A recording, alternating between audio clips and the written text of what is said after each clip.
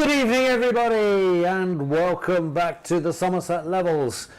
And here we are in deepest, very light Somerset Levels at this present moment. What's the time? It's gone past 9:30, 19:30, sorry, and obviously the sun is due to set just after 8 o'clock tonight. And my name's Chris Sperring. I'm Conservation Officer for the Hawk and Owl Trust, and with me is I get an echo.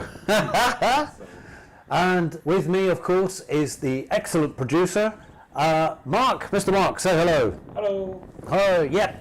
And he's got everything set up here, so it's like the Starship Enterprise, or the consoles on the Starship Enterprise. And we've got a pretty packed show. We're going to do it in bits and bobs, I think. So we'll go live for a while, then we'll take a break, then we'll come back again. So basically the running order for tonight is, obviously we always start with our barn owls here. We're going to then have a look around the other webcams and see what's going on there. That's the rest of the Hawk and Owl Trust webcams. And we can also show you, thanks to our wonderful people at Hawk and Owl Trust in Norfolk, we can also show you a couple of webcams which haven't come on stream yet. So you're going to get an early look at what's going on there. No spoilers for the moment.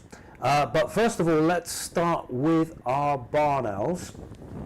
There's the female, currently incubating, having a good look. I'm having a good look myself inside the nest box. I don't follow these 24/7, but Mark, there are people that do, aren't they? There are, yes, there are indeed. some really great people out there who follow this webcam so closely. They know absolutely everything about what these birds are up to.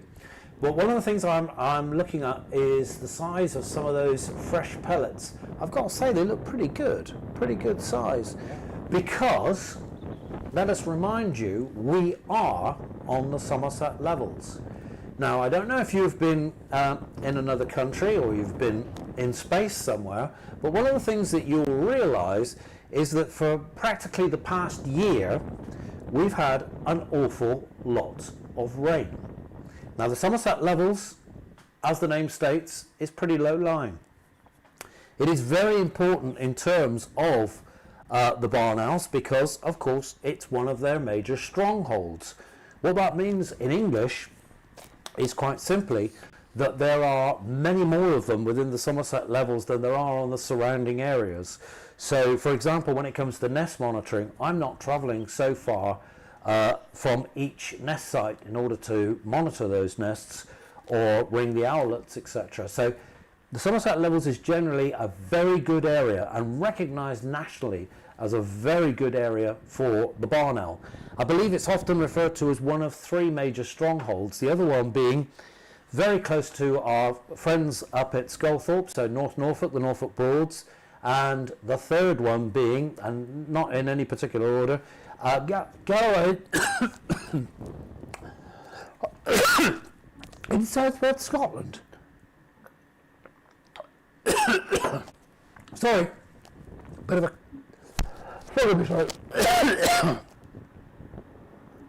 so essentially, with so many birds packed in together, it's not unusual, for example, to have birds overlapping. So you can see this female here, as I said, incubating 6 eggs. But Mark, we've had some visitors, haven't we? We have indeed. Do you want to put up a video? So what you're seeing here is the pair, the male and the female. In comes this third bird, which we have identified as being female.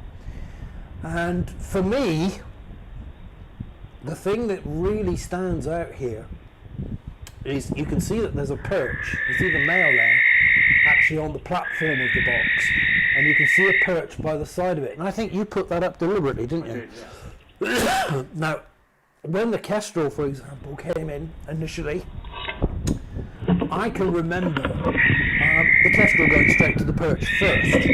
And we did have an intruder last year when we were doing this show. And what was fascinating, it went to the perch. Now if you play that again, can you play it again? This is the fascinating bit. Watch. So if Mark plays this again, look at this intruder bird. Straight in the hole. Like it's done it many times before. Now, if we could freeze frame, I think one of the things that was identified by all the followers of this webcam is that that intruding bird did not have a ring on. How long have I been ringing at this site now? It's like 5 years? Yeah, 4 or 5 years. Yeah. Yep, so we've got 5 years worth of a young, which have all got rings on, and they've all got rings on their left leg, basically because I'm left-handed. This one hasn't got any rings at all. So who is this? Could this possibly be a bird that they're very familiar with, or this bird is very familiar with this site, has been in here before, is some kind of past relation to them? This is pure speculation. And of course, the other thing would be, is this a bird which is a past female for this nest, an older bird?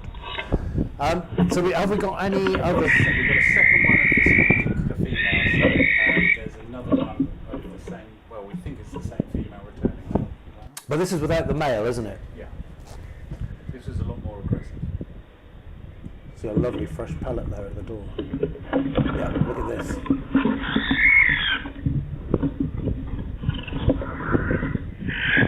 That's very good. So in the background you can see the male coming in. If you play that again, if the viewers look off to the right, and if you look to the right now, when the bird comes in, you'll see the male returning through the trees. Watch, here he comes, up, coming in now. There. Did you see that? Did you see the male? Yeah.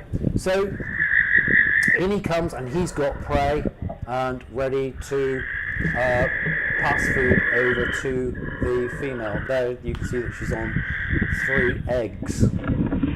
So that's brilliant. Have we got anything else? We've got another unknown intruder. Ah. And this is definitely one that you think is completely different again. Yeah. Ah, look, using the perch. Again, no ring, and jumpy, very jumpy. That looked like a male, didn't it? Yeah. That's very jumpy. Can we play that again? That was brilliant. Not so confident.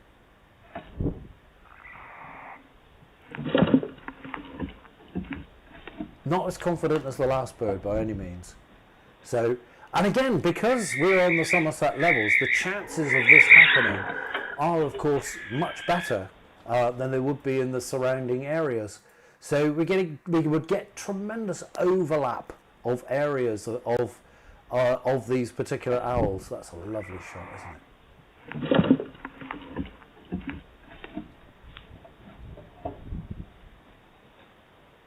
Have you had any kestrel intruders? We have indeed. We have one. So we've got the kestrel came back again. Oh, beautiful, beautiful male.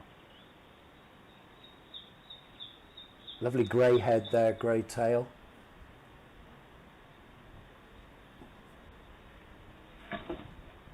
Having a good look at the camera. Yeah, hello.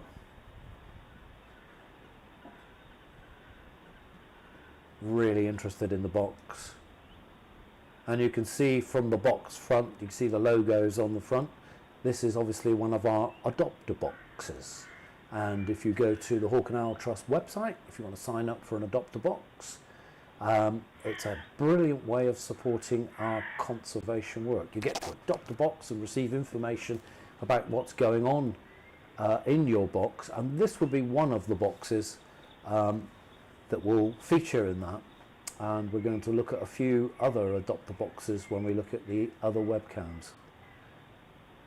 He's quite wary, isn't he? He's not that happy. I do believe he has a go at checking inside the box shortly. Okay, we'll just watch him for a bit.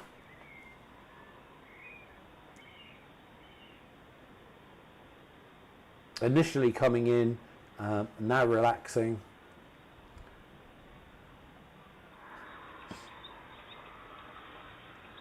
Head bobbing it, getting ready to go.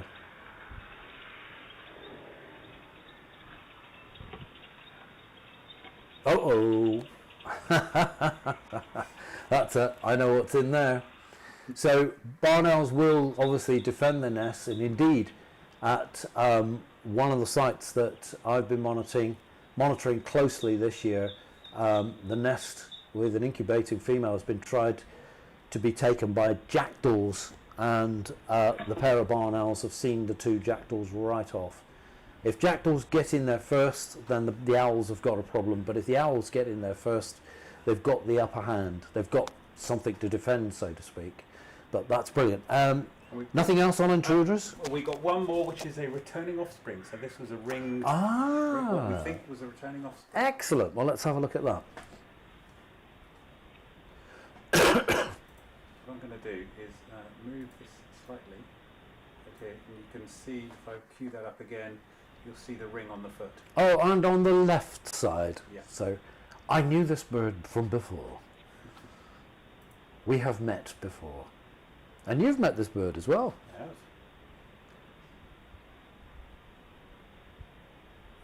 Was there anything in there at the time, or there doesn't seem to be any sign of aggression? Or I think there was. We couldn't pull the internal feed at the time, but I think there was. the general acceptance. So what's the date for this? Do we know what month, rather? I can remember we rung them in July, didn't we? Yeah. I can't remember off the top of my head. I could probably look it up quickly. No, it's fine. I'm just wondering how long after ringing. So this bird may be on local distribution. So one of the beautiful things about ringing, and of course the ringing is licensed through the British Trust for Ornithology, and I'm a trained ringer. And one of the things that we learn from ringing is, obviously, if the bird's found, it tends to be deceased. We learn what it is that's made it deceased, and the other important thing that we learn is how far away from its parental nest it's actually moved from, and we find out how long it's actually lived. So for example, I've had one bird from Somerton which actually turned up 3 years later, knocked down on the approach road to Hull Harbour. Now Somerton is on the Somerset levels, so it's travelled a hell of a long way. Well, one of the best records we've got is actually from our Shapwick Moor, the Hawke and Altos Shapwick Moor Nature Reserve, whereby I rung a brood, one in a brood of 5 from a nest box on Shapwick Moor, actually turned up 5 years later in a mist net caught by a ringing group in a London park. So that tells me two things. Obviously the bird has survived 5 years and it's still alive. It's been recaptured, the ring number has been read, and it's been released. So it's still there, it's in the London park. It's actually travelled 243 kilometres, and also it's probably had several good breeding seasons within the area. The other important thing it tells me about is that we've got some brilliant barn owl habitat down at our Shapwick Moor Nature Reserve, and the creating of the habitats there has encouraged those barn owls to breed. And they have been able to help repopulate other areas. And in London, in the London parks, I'm sure those of people who are in London at the moment watching this will say that the parks are managed a lot differently than they were, for example, 5-10 years ago. So they're managed a lot more in keeping with nature. And also there's probably a lot which is also helping to save the local taxpayer some money through maintenance. Do you not agree? Fantastic. Yeah, yep. So on the Somerset, let's catch up with what's been going on the levels, because I mentioned the floods. If we go back to our live stream, so we always return back to our main live stream, but basically what's been going on in the Somerset levels is that when we've had all of that rain, we've had a lot of floods here. I say we, I actually live in North Somerset, and for the first time ever, my garden has been completely flooded. Where these barn owls are is much lower, and there's a much more concentration of rain here. You could basically watch the rain coming up the estuary and funneling straight down through the Somerset levels. So I haven't been here actually witnessing all of this happen, but Mark has, of course. And is it fair to say at times your house has been like an island? It has indeed, yes. It's been surrounded on all waters with water. Yeah, we've seen a lot of it this year. Yep. Is it one of the worst years, or? 2013-14 was the worst year. It has been a particularly bad year. So, yeah, I would say it was the first time since the big floods of 2013-14 that we were worried we were going to see the moors starting to get into trouble. Yep. So yeah, a lot of water around, and it's still around now. There's still water out and about, causing Would you like to put up the picture of one of the surrounding fields where water is still there? So the flood water is still there. The earlier picture we had. This is a bit like being in a bird hide. So what I'm going to say now is that when we first put up this view, this wonderful view of this field and this lake which has formed because of the rainfall, we had the most wonderful display of egrets, didn't we? We did. And now what we've got is a wonderful display of, it's making me itch looking at that. Midges everywhere, Somerset level midges, which tend to be quite big and come on their fronts with hypodermic syringes, or they do with me. So we've had this flooding taking place. So we've got one of the most concentrated areas for barn owls in the region, so to speak. And obviously, if it's continually raining, that's not very good for their hunting.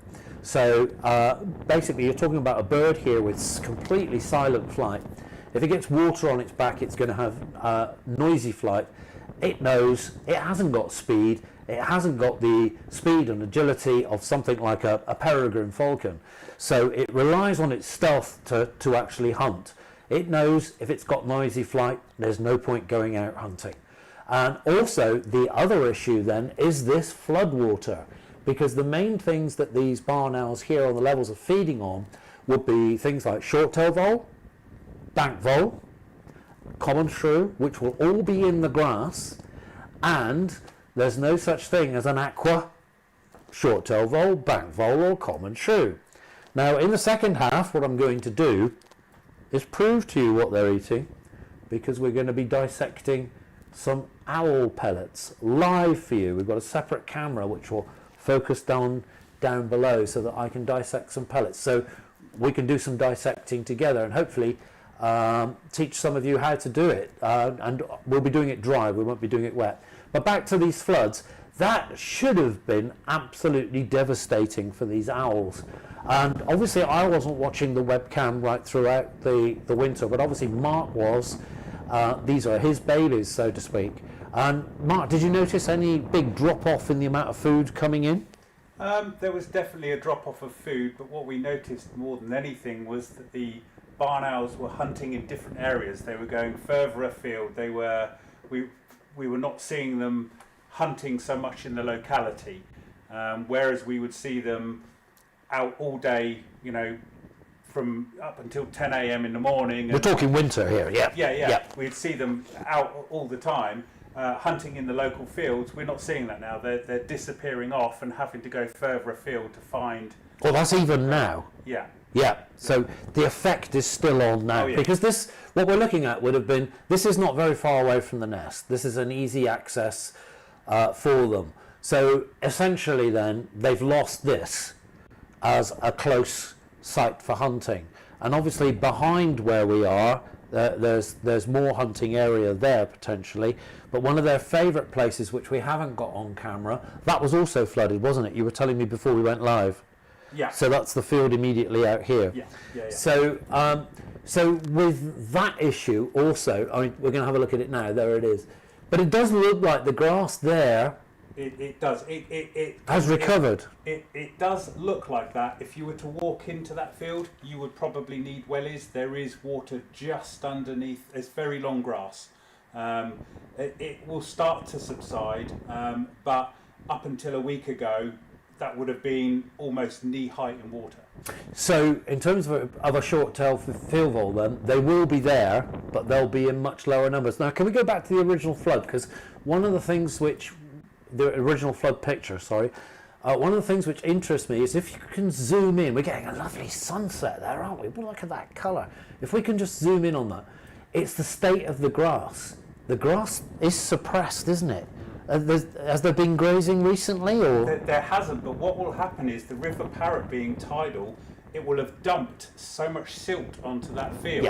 Yeah. Whereas the field that we looked at, the hunting field, that gets water from leakage from the Parrett, so it's almost filtered water, Right. clear water. Yep. Whereas this is pure silt. If you went out into that field now, you'd probably have a good half a foot of silt. some of this grass in the foreground actually looks dead. Yeah. And so that's going to take quite a time to recover, isn't it? Yeah. And so this will probably be off limits to them until midsummer.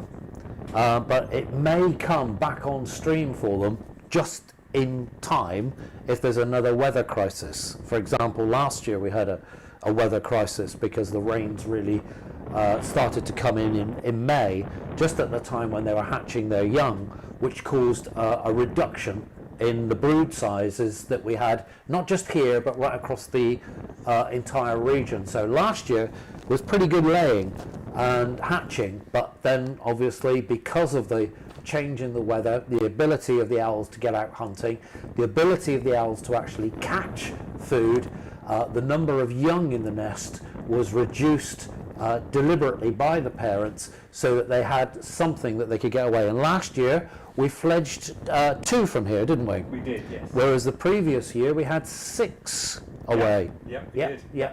So I think I don't do predictions because there's no point doing predictions. I'm not a betting person, but I would guess that this grassland we're looking at now will recover.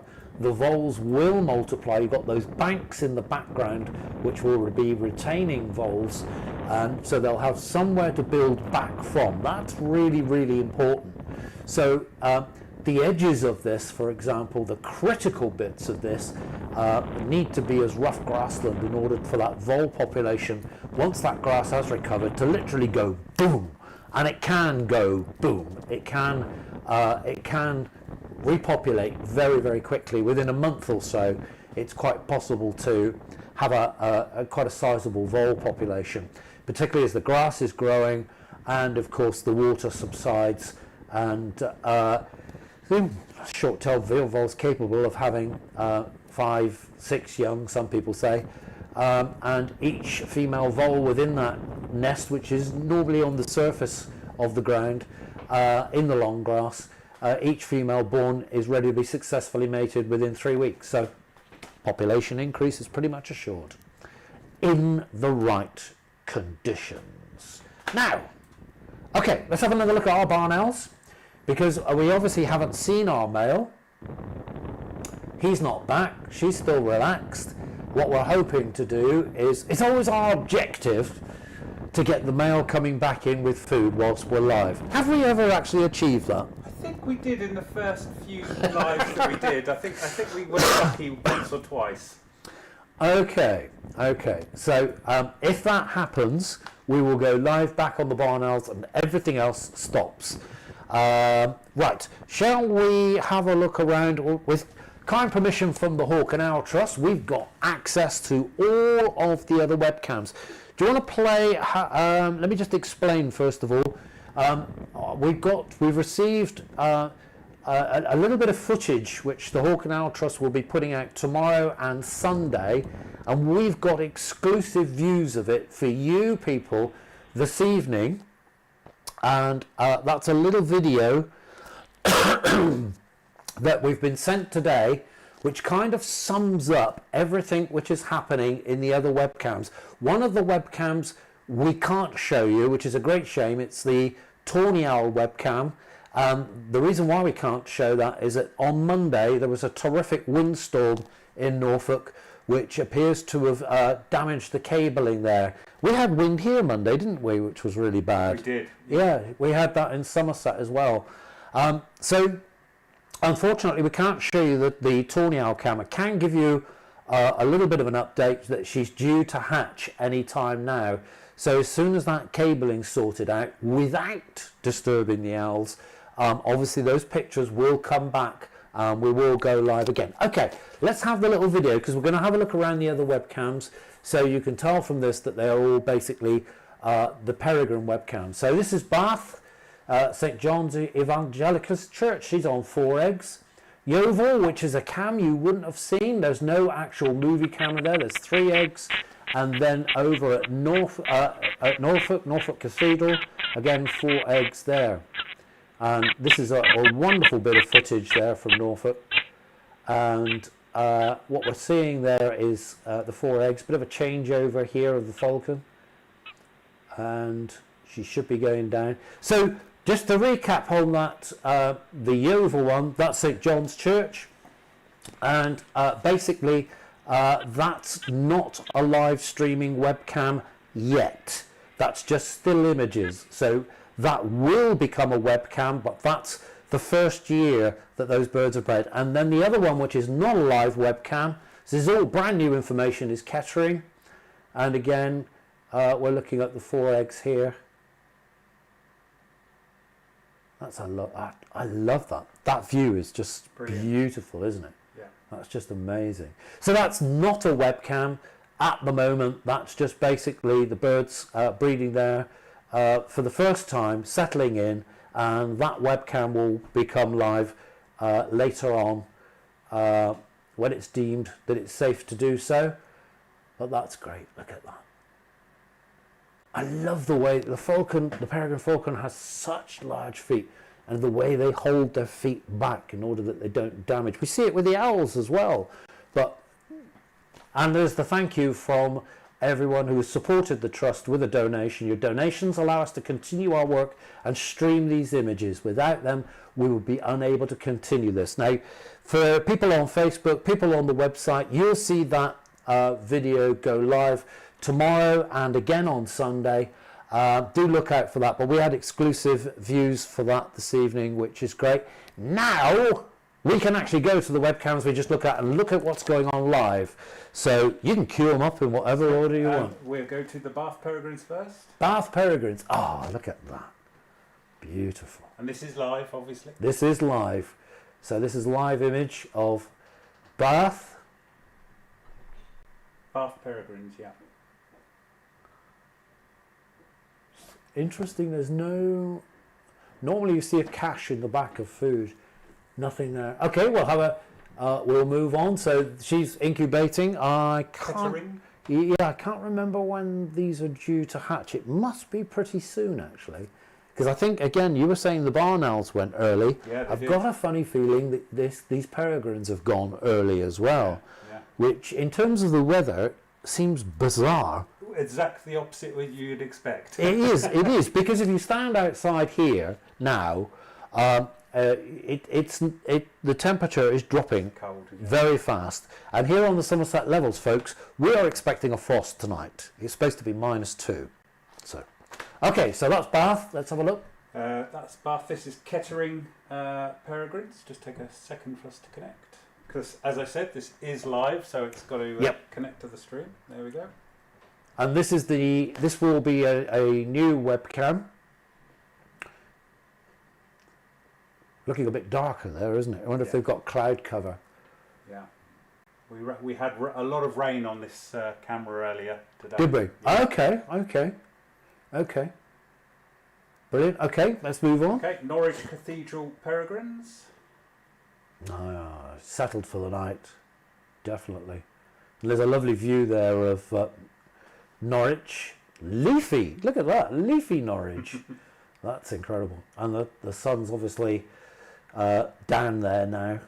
So it takes a bit of time to catch up with Somerset, of course.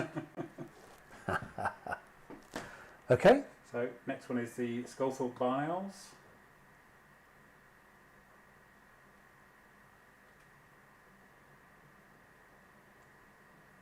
Nobody at home at the moment. But fresh pellets, look at that. So they probably haven't even started yet.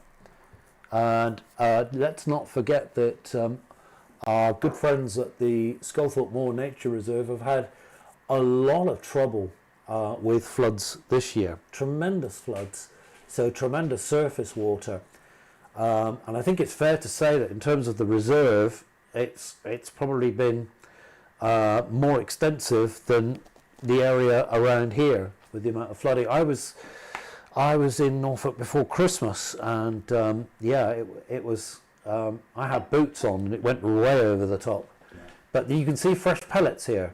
So you can see the fresher pellets are the black ones there. You can see the greyer, older ones turning to white as they're much older. But the black ones that I'm looking at there are really quite fresh, which probably means they haven't started yet. They're going to be late starting, but that will suit them because it'll give the ground time to dry out. Brilliant. Is that it? We've got the marsh harrier. Oh my goodness, I nearly forgot. So this is a view of the Sculthorpe Moor Nature Reserve live. How about that? That's brilliant. If you actually want to get rid of me from that corner, I'll talk over this. There's a lovely stick there sticking out. You almost want a kingfisher to be on there. Can you see that stick there at the front? The stick there. There's two sticks. Now, when we actually switched this on earlier, because the reason why Sculthorpe Moor wanted us to have this is that this is to celebrate the fact that the marsh harriers have returned to Sculthorpe Moor, and it looks like they're going to breed there. When Mark and I switched this on about an hour ago, I'm sorry folks, this is again like being in a bird hide. When somebody comes in, when you walk into a bird hide and somebody's already sat there and says, you should have been here 5 minutes ago. Well, actually an hour ago, Mark and I looked and we saw two marsh harriers displaying over the top of this reed bed. So we've actually seen them, haven't we, Mark? We have. Yeah, this is great. But should we stay with that for a little bit? Because that's a lovely reed bed, just in case something comes past. Because up at Sculthorpe, they've got a wide variety of species there. And one of the things that I know they've got a lot of, or did have a lot of, I haven't heard any update due to the flooding, is of course the water vole. And so you can imagine this being quite good water vole habitat, and the possibility of seeing them actually swimming across. We did have a mallard duck earlier as well, which was great to see. We are losing the light a little bit, though, aren't we? Yeah, it's a lot darker there than it is here. But there again, that's a lot of that is to do with the Earth's rotation. But that's another subject for another day, isn't it, Mark? Yeah. Moitzer on YouTube says, good evening and many thanks for the extra footage. Brilliant marsh harrier. Heard the numbers are up and down in the UK. Yes. Here on the Somerset levels, I'd say I'm seeing them more easily, and so that must mean that there's more of them. Now in North Somerset, where I live, there were if we saw marsh harrier, then basically we would jump for joy because we just wouldn't see them there. Come down here on the Somerset levels, you know, less than I would say a drive of around 30 minutes, and you see them everywhere. So we never had that. Now in North Somerset, they are starting to crop up and be easier to be seen. But down here on the levels, very easy to be seen. But again, in the right places. So you're looking at ideal marsh harrier habitat there. But even on our Somerset level, so the Hawke and Altra Somerset level Shapwick Moor Nature Reserve, which does not have... Oh, yes! Just going past. Yes, yes! We got one! Yes! There's a marsh harrier. Look at that, look at that, just going by. Whoa, live! We were live with a marsh harrier. And back again. Yes.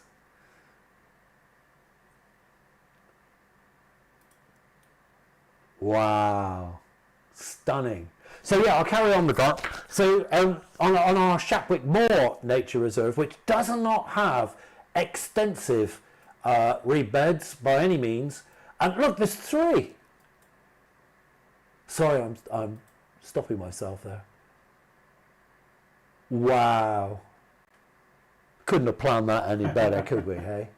So thank you so much to the wonderful people at Hawk and Owl Trust Sculthorpe Moor for allowing us to share these images with you this evening. This is very exciting indeed. So again, with Shatwick Moor, it's mostly fields. It's a farmscape rather than as Sculthorpe Moor is, extensive reed beds, etc. And there's marsh harrier there to be seen, again, with relative ease. So all the marsh harriers are doing at Shatwick Moor on the Somerset levels is they'll be breeding in the surrounding reed beds, of which there are very extensive reed beds surrounding our nature reserve, and they'll be coming across the Shatwick Moor to feed. But this is wonderful. Let's hold with this for a little while. I think we should have gone for a break, but what the heck? This is great. This is brilliant. Very, very exciting. But we are losing light quite fast, Mark. I can actually see it going down there. And it looks like they've got a lot more cloud coverage than we have here in glorious paradise, Somerset levels. Sorry to rub it in there. Land of the summer people. Yeah, do you want to put that one up as a comparison? Okay. That's a good view, actually. So, and this is what the sky looks like here in the Somerset levels.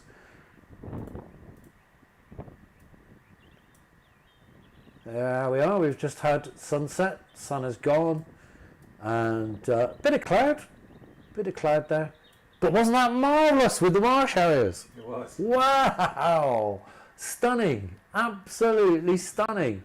So for all those people who are visiting Sculthorpe Moor, that is something for you to look out for. So, and do ask the staff at Sculthorpe Moor and the volunteers are very friendly. Do ask them for an update on how the marsh harriers are doing. And I suspect with all the, I don't know what you think, Mark, but I suspect with all the technical know-how at Sculthorpe that we're going to have a marsh carrier cam for soon. I can't imagine the way. You don't think I'm dropping them in it there, do you? No, I think you're predicting the future. Yes, absolutely. Right, I think we have now done 45 minutes. So we're going to have a break now. We'll break and we'll be back in probably about 10 minutes, quarter of an hour. Actually, let's come back in quarter of an hour. Okay. So I can drink this water, this wonderful water that you've provided for me. And when we come back, we'll have another look at the Barn Owl webcam. Obviously, that's our main focus. And then what we'll do is some pellet dissection. And remind me, audience, to talk about the long-eared owl project. I'm bound to forget to do it. So keep sending us likes. And just, if you're sending me a personal message of reminder, just write long-eared owl. See you in 15. Hello, we're back again. Welcome back. Welcome back to the show. With me is Mark. Mark, say hello. Hello. Mark's our amazing producer who puts all of this together. What a wonderful job he's done. Please give Mark a big thanks for those people that are watching on YouTube and on the Hawk and Owl Trust Facebook Live. My name is Chris Sperring. I'm Conservation Officer for the Hawk and Owl Trust. And we are located, if you've only just joined us, in the Somerset levels. We are very close to our Somerset, the Hawk and Owl Trust Somerset webcam, and you can see our female there who's incubating currently 6 eggs. So you've got an internal view and you've got an external view in case the male comes back. We're losing a lot of light now. The sun's been down now about quarter of an hour. Yeah. We've lost. We've lost the wonderful daylight that we had compared to Norfolk, which was very dark. But we had some wonderful views. We had some wonderful views from Norfolk. Not only the peregrine falcons, but for those of you that have missed it, we did have the live floating across the reed bed 3 displaying marsh harriers. How about that? Thank you so much to everybody at our Sculthorpe Moor Nature Reserve for I was commenting in the first half. They're a pretty good size, seeing everything that's gone on down here in the Somerset levels as far as the weather's concerned. Well, I have brought back to me this evening, I've brought down some barn owl pellets, and I thought we'd have a little bit of fun. So haven't you ever wanted to do barn owl pellet dissection? So essentially, basically what the pellet is the parts of the prey that the owl cannot digest. And in terms of the difference between, for example, an owl and a raptor, you get far more representation of what they've eaten in a owl pellet than you do in a raptor, basically because they're not absorbing as much of the bone material. So the casing that you can see there, I'm trying to focus that. Sorry if that's out. Oh, he's back. He's back. He's just gone in. Quick, let's go to the camera. Go live. We've got copulation. And I believe he's just given a food item. I didn't see the food item. So we always cut back to our live webcam, and there you can see the male now with the female copulating with her, pair bonding. Did you see a food item?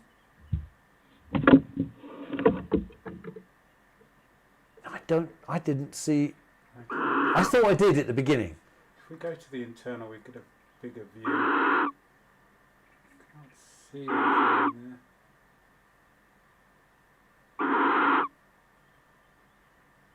Yeah, it's hard to tell. Yeah, I can't see whether he dropped something down by the side of her, but yep, he's back, and we've now got the external view as well of him. Can we have a close look at him? Can we go to that external camera?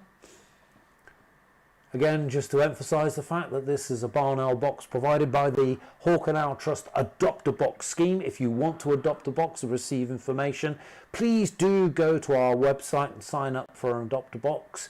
And the money that we raise through the Adopt a Box scheme obviously goes towards our conservation effort, providing advice on land, on farmers' land, and also providing new boxes. So it keeps the conservation work constantly going. Thank you. Thanks for that, Mark. That was brilliant.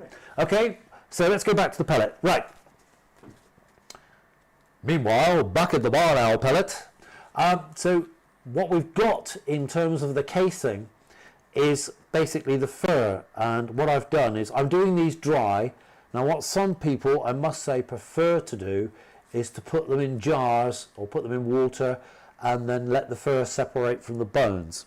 Yes, it's easier, but it's a lot muckier for what we've got here tonight. And this is Mark's wonderful table here, and I really don't want to do any more mess than I possibly can across his wonderful table. So I split it in half, and if I can focus that already, I Raise this camera up slightly. think you can make out that we've got some action here in terms of bone and here as well. So I'm going to split this one. I'm going to go in and find out what's in here. So I am literally just going to pull the fur away and separate the bones. Particularly I'm interested in the skulls and the teeth, so I'm going to disregard everything else for now.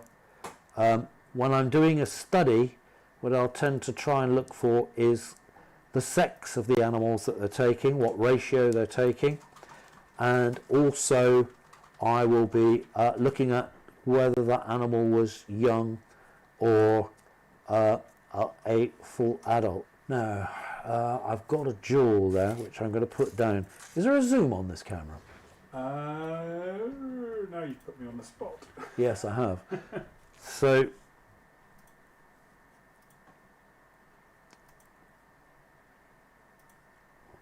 there you, if I hold that up to the camera, I wonder if that will focus. Oh yeah, lovely. So that's a shape which is telling me that it's either a mouse or a vole. Now what I want to look at, so we just wait for that to focus, see if it does focus. I want to be able to look down on the top of it.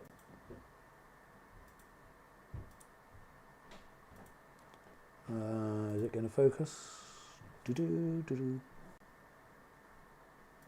to have to... Just trying to see if I can zoom in. What I'm looking for is to see whether the teeth, so this is the incisor here, Oh, that's lovely. Now if I turn it that way, they'll be able to see straight down on the top of the teeth. So basically what I'm looking for is, I've got the incisor here, huge incisor, and I'm looking at the molars, premolars and the back molars, and what I'm looking for is whether they're in block or whether they're literally zigzagged. And so so I wonder if I can cheat even more. Oh, that's good. This is a fairly young animal. So I've removed that fur away. And these appear to be in block. So this looks like it's a wood mouse, or and a young one as well, not a vole. So let's go on. So again, I'm back to removing the fur away from the animal. And there's a broken, this is actually a broken skull, I think. Oh! So, if I put that one on the end of my finger, hopefully it will stay there. So what you're looking at there is, what you're looking at there is essentially the top of the skull, but it's broken here. Now that's probably the cranium part is actually broken, but so is the eye socket on the other side. So if I turn it that way, you can actually hopefully make out that this here is the eye socket, this is the nose, there's the incisors, the yellow incisors there. And again, what I'm going to do is remove the fur from here so that I can look down on top. Yeah, this is a mouse. So once again, you can see that there's quite a gap between the teeth and the incisor itself there. So that's a mouse, probably a wood mouse, young one. So continuing through on this one pellet. So we've got one prey item so far. And here's another skull, I think. So this one's also not holding intact. Aha.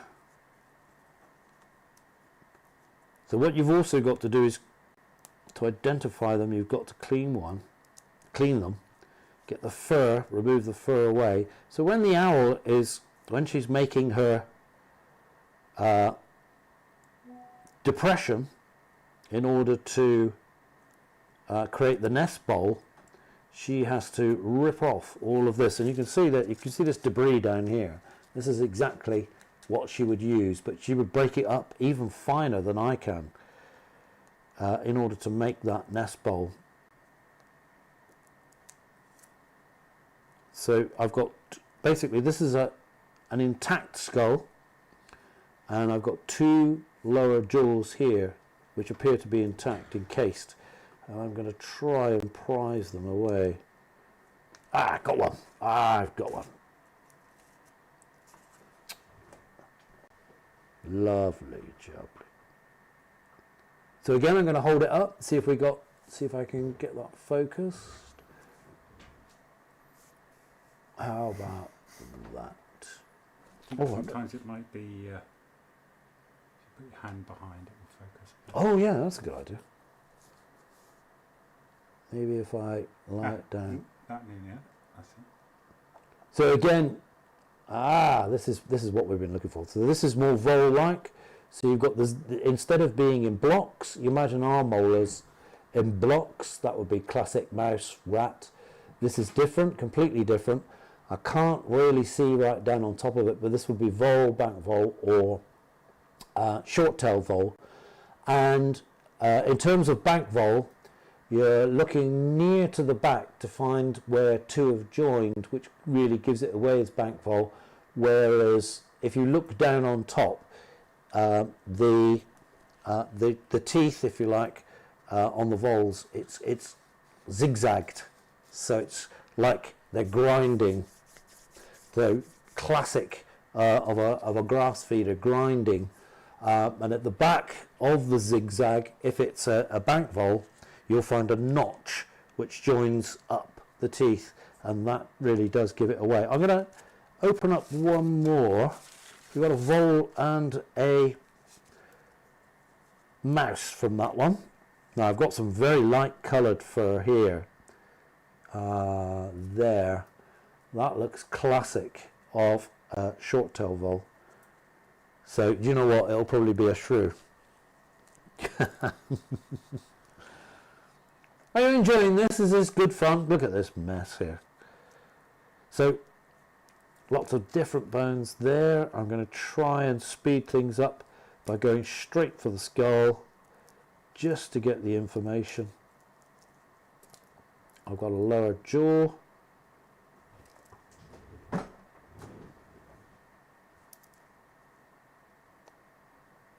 There, and it's actually another mouse. Don't know if you can make that out, but you can really see those molar blocks there. That's perfect. Hold them fingers still. Do you know what, Mark? I would never make a good surgeon. Would you trust me being your surgeon? The way you dissected that, yes. But you can see the blocks there compared to the zigzags. So there's no zigzag there. These are blocks just like our molars. But you can see that wonderful incisor at the front there. Classic rodent, classic rat or mouse, but this is obviously small, so this is another mouse. So this is interesting. This is, by the way, these pellets were taken from fairly wet area, and it's me that broke the cranium that time, but that's there's the top of the skull. There you can see the two eye sockets to my nail and my finger, and the front there. There's the incisors there at the front. So if I move that. That's the nostrils, correct? Yep, that's correct. So I've got a lower jaw which I'm going to separate away. Actually no, I'll hold it up. And you can see it's block again. So we're looking at another wood mouse. So that's great. Brilliant. Let me know if you've enjoyed that, enjoyed doing that. It's something that I do quite a lot of if I'm assessing the vole complement within a diet, and or looking at where there's problems with barn owls. It's a wonderful way. You can get rid of that now. Okay, get rid of that shot now. It looks looks like it looks classic me being untidy. So yeah, that's the type of thing I'll do when, for example, I need quick information. If, for example, there's a problem on a site, normally you can tell by pellet dissection what's going on. So, for example, if we give food value to, if we number food value to, for example, a vole, a short-tailed vole, bank vole, let's say, for example, we'll give that food value of 3. A common shrew, which is much, much smaller, will give that a food value of 5. So something like a rat or a water vole is going to be 1.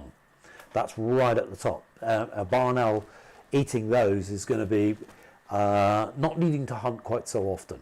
But equally, again, if it's eating a 2 or a 3, like a vole, bank vole, or a wood mouse, then it's also not having to hunt quite so often compared to the time that it's switching completely over to things like common shrews and pygmy shrew. Then it's having to hunt far more often in order to make up that weight loss from its diet. And that's normally the time when landowners especially will contact me and say, you know, our barn owls are hunting in the middle of the daytime. So we see that generally in the winter, and we can see it in the summer if we've had a grass cut, which can be devastating for short-tailed voles especially, and it's the short-tailed vole here that we need to build up in big numbers. That's going to be the key to absolute success. And so absolute success is the fact that you're producing enough babies within a breeding season to at least replace yourselves. Now that opens up a big can of worms, because one of the things that I've noticed in my garden, for example, is that, not talking birds of prey or owls now, we're talking great tits and blue tits, but they seem to be, the number of young that they're producing basically seems to be reducing year on year. So they're having the same number of eggs and they're having the same number of young in the box, they're just not fledging the same number of young. And so basically what that means is that because they're not a long-lived species, they're not collecting enough food to fledge successfully enough young to replace themselves. So if you were to look on it in a graph, in a population graph, you would see this happening. Basically, the adult population gradually descending, simply because it's not producing enough babies. And if we look at the problem with, for example, great tits and blue tits, I know that the great tits and the blue tits will actually be feeding on my bird table, so they can collect nuts, they can collect seeds, they can eat fat, but what they need to feed their babies on is insects. And probably, like, I know we've got people watching this from other countries, I don't know what the situation is there, but for example, I love what the French labelled it as, and that is the insect apocalypse, which is without a shadow of a doubt going on. And although my garden is a very good rewilded garden, and do you know how I know it's rewilded, Mark? How's that? Because I get complaints from the council. Yeah, it really works. But the trouble is the whole area is not the same. So it's become an island. And the island may well retain... Oh, she's getting off her eggs. Stopping for that bit of action as she turns around. Oh, did you see the bat going past the other? Yeah, we've got a bat going past the box. Then it's not going to come back, I don't think.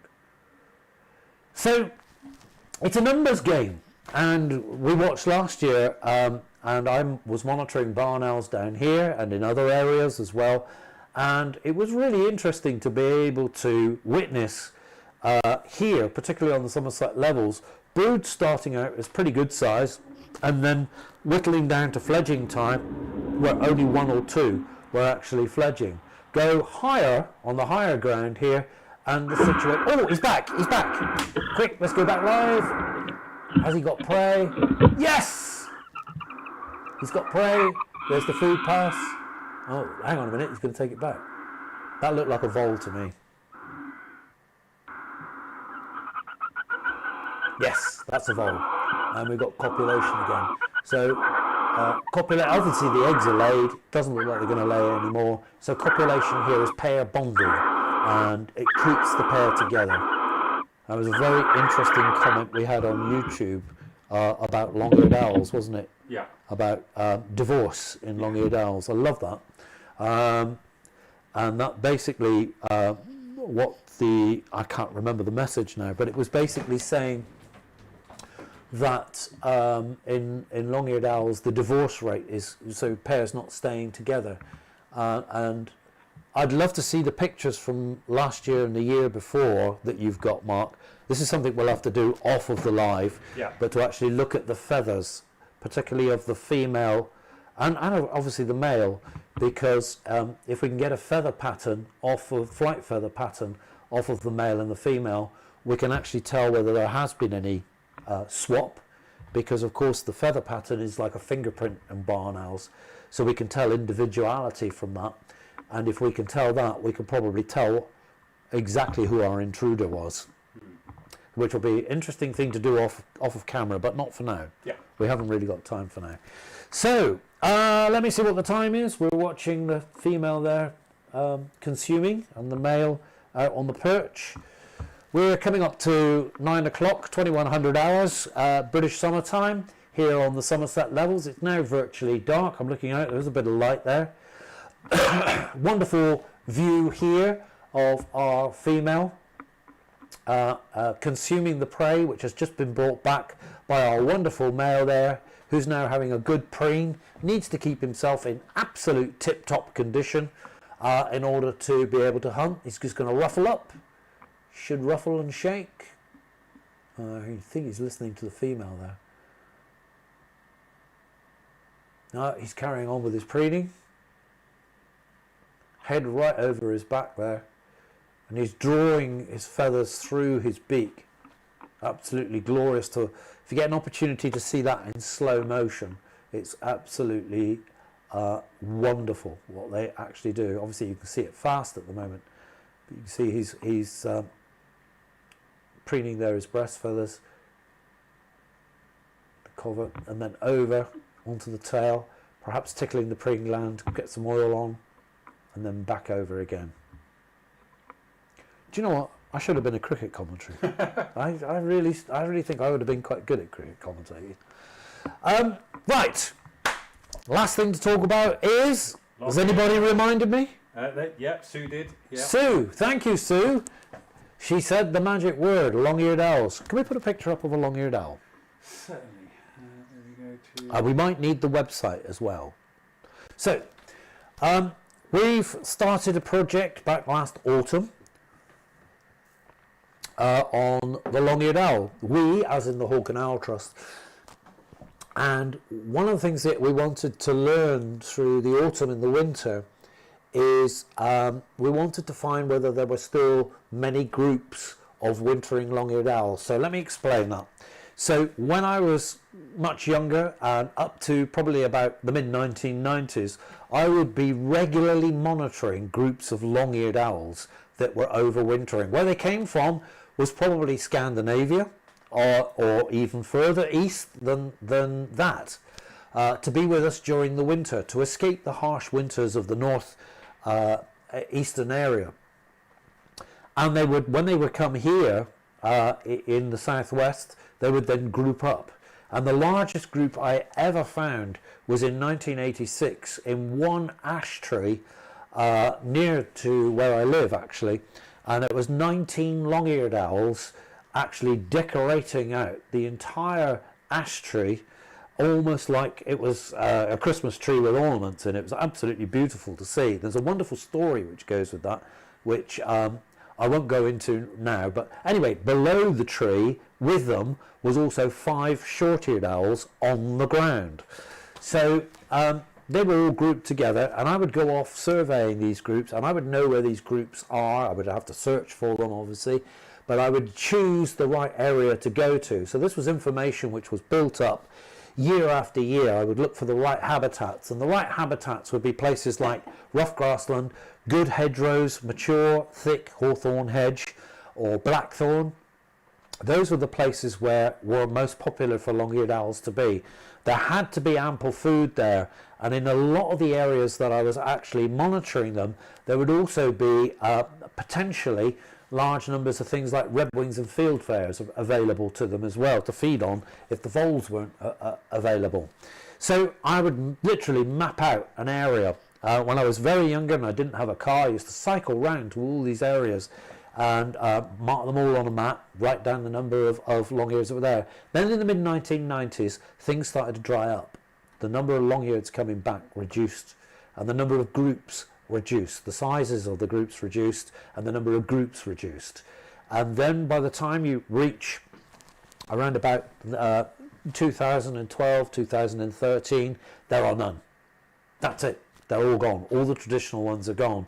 And immediately I thought that the habitat had changed. So making sure that I've got all my habitat information in place, and a lot of the places it hadn't changed. It was just as good for voles. There were barn owls still there. There were still short-eared owls there, but there were no wintering long-eared owls. And so I happened to meet, through some interviewing I was doing, I happened to meet some scientists in Sweden and Norway. And basically they said that one of the things that they've noticed that's been happening, and a trend which has really got going over the last 10 years, is that long-eared owls aren't leaving the country, so to speak. They're just going to the south of the country, or they're going down into Holland. And so it made me think that climate change here was the big issue. The fact that these places weren't having the harsh winters that they used to was forcing this to happen. So we need to prove this. So we did a Hawk and Owl Trust survey. If you go to the Hawk and Owl Trust website, the survey is still available there, so you can actually look on there. And we've decided that proved quite popular to do that. So we're going to put all that information together, and obviously we'll publish it. But we're moving on from that now, and some of the people that we've made friends with along the way that know where long-eared owls are, we're going to task them now with actually going back out and seeing if there's any nesting long-eared owls.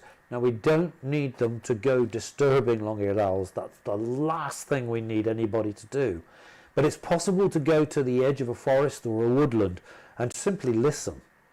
And if you've got the right evening, like tonight, for example, on the Somerset levels, where there's very little wind, so you're not getting tree canopy movement, which is spoiling your sound, and you just sit nice and quietly at the edge of a woodland and just listen and see if you can actually hear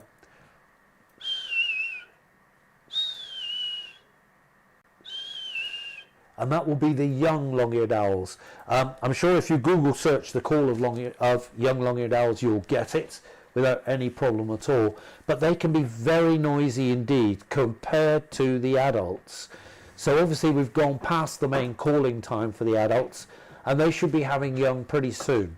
So if you are interested in participating at that, go to the Hawk and Owl Trust website, have a look at our long-eared owl pages that we've got there. It's along the end of the bar, so if you're going that way along the bar, it'll be there. Click on long-eared owl, and you've got a fill-in sheets there that you can fill in. You've got some additional information, and next week I will be making a video which will go live on our website and on our Facebook page. My voice is going, mate.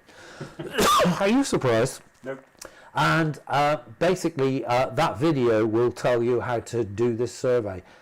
This is a bird which is now very, very rare here in the southwest of England. I often call it rocking horse bird rare. I don't quite know what that means actually. But anyway, it's very rare indeed, and the last survey that I did was in 2019 throughout the southwest, working with the Forestry England, and we estimated the population in the whole southwest could be as low as 10 pairs. But we need to do something about that, and we need to take some action, but we've got to have the correct information first before we can take that action.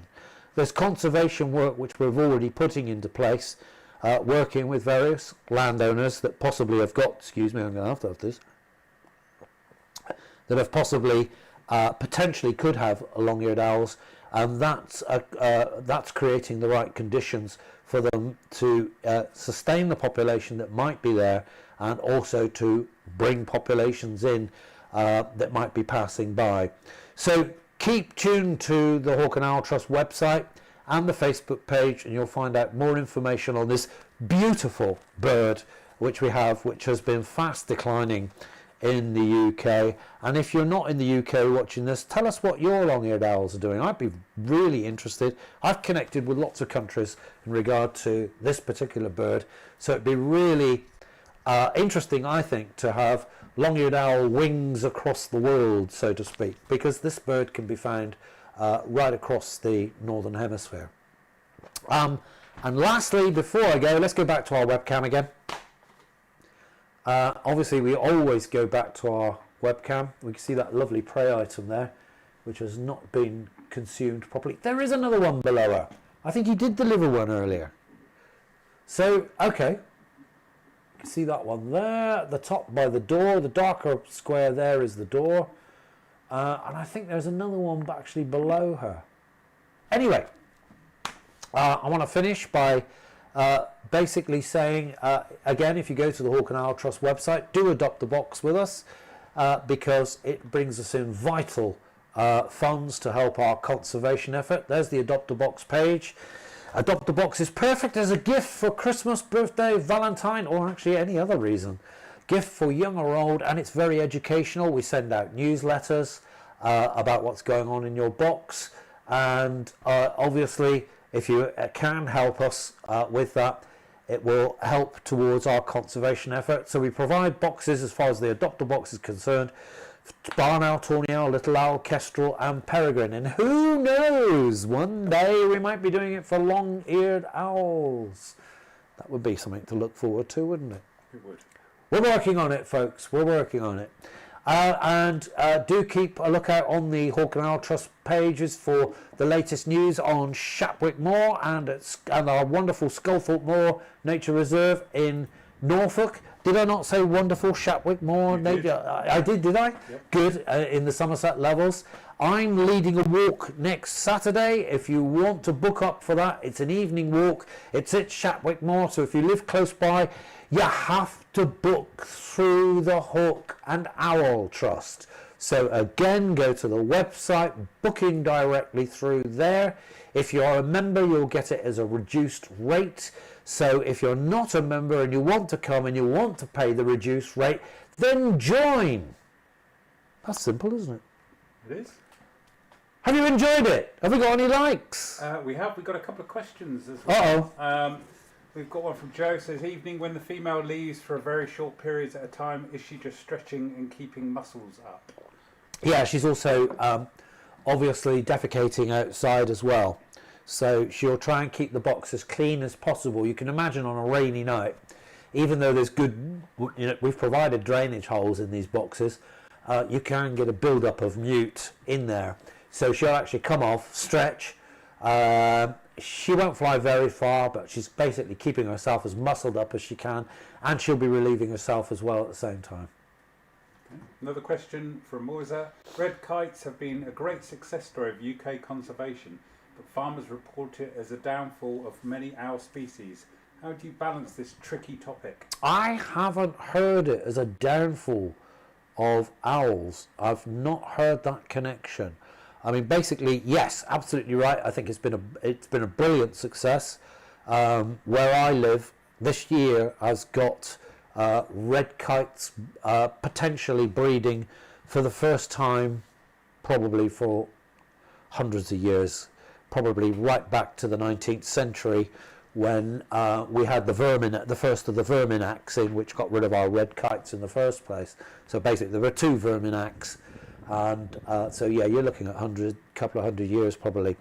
So it's been a brilliant success. In terms of owls, I don't see a crossover. What we do get occasionally is interspecies aggression, which occurs between buzzard and barn owl. That can occur. Goshawk as well, that can occur. But I've got to be honest, I don't get hung up about these things. Because if you come to the Somerset Levels, where there are many more barn owls, the chances are you're going to see a little bit more of interspecies aggression taking place. That's because it's more available. So in the areas where they're not so available, they're more difficult to actually catch or to push around. So I don't get too hung up about interspecies aggression. It's nature, it happens. What I firmly believe in the raptor and the owl world and the corvid world, which are the crows, is the apex. Keep the apex intact. So basically, what's the apex? So if you look at the Somerset Levels as far as raptors are concerned, top of the apex down here potentially would be white-tailed eagle. And then below that you've got the peregrines and the goshawks, and then below that you've got the kestrels, the hobby, and in the winter you've got the merlin. And in the owl world, top of the apex, not on the Somerset Levels, European eagle owl, and then you work your way down again. So I don't get too hung up about things like that. Helen, one of our fantastic moderators, asks... Hello, Helen! Good evening, Chris and Mark. Thank you for the live chat tonight. Just wanted to ask, the other female that has been around recently, was she looking to use the box to nest in? I don't know. I mean, we will be speculating. I haven't got a clue. Potentially, yes. One of the things, Helen, I have noted in the past happening a few times is that, and I will get highly suspicious if this male spends too much time away, but it's possible for a male to have two females. I have seen that before. The first time I ever saw that was at Westbury sub Mendip on the Mendip Hills.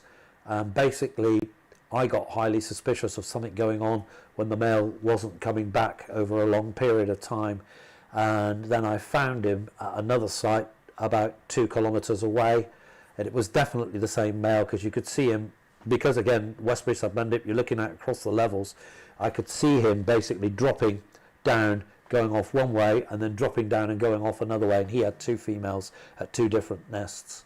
So it's possible, but we wouldn't find that out until they've got young. Interesting. That's it for the questions? That's it. Brilliant. I hope you've all enjoyed it. Please send us lots of likes.